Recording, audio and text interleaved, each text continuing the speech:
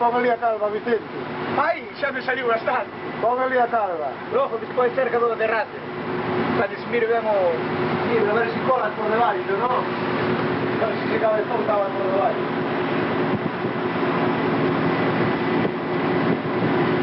Ai, la posición de quiera, ¿verdad?